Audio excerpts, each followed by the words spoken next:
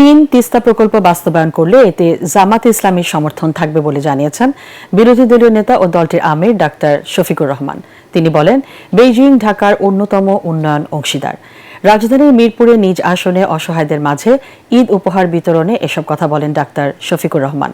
অন্যদিকে সারা দেশে জেলা প্রশাসক নিয়োগ নিয়ে বিএনপির নিন্দা জানিয়েছে জামাত ইসলামী। খায়রুল ইসলামের রিপোর্ট। মঙ্গলবার চীনা দূতাবাসের সহায়তায় ঢাকা 15 আসনের নিম্ন আয়ের মানুষদের মাঝে ঈদ উপহার সামগ্রী বিতরণ করে জামায়াতে ইসলামী।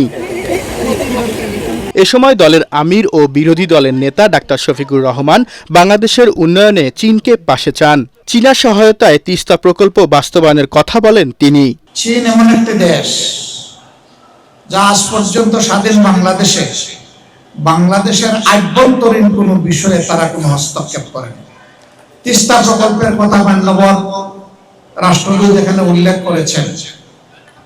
এটি বাংলাদেশের কান্না, উত্তরাঞ্চলের কান্না। আমরা এই কান্নার অবসান চাই। ডাক্তার শফিকুর রহমান অভিযোগ করেন, কোন দেশ অযথাই বাংলাদেশের অভ্যন্তরীণ বিষয়ে নাক গলিয়েছে।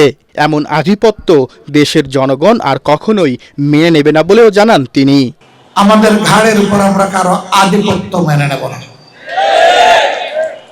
অতীতে নেওয়া হয়েছে, এই বোঝা আমরা ফেলে দিয়েছি। এই বোঝা জাতি আর নিজের ঘাড়ে উঠাবে না।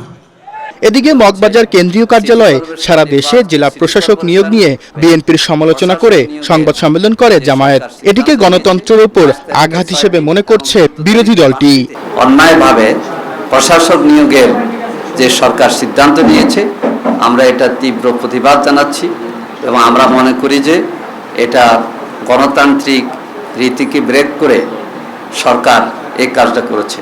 বিএনপি জুলাই অভ্যুত্থান থেকে শিক্ষা নেয়নি বলেও মন্তব্য করেন জামায়াতের সহকারী সেক্রেটারি জেনারেল মাওলানা আব্দুল হালিম। বিসমিল্লাহির রহমানির রহিম। খায়রুল ইসলাম, এটিএন বাংলা, ঢাকা।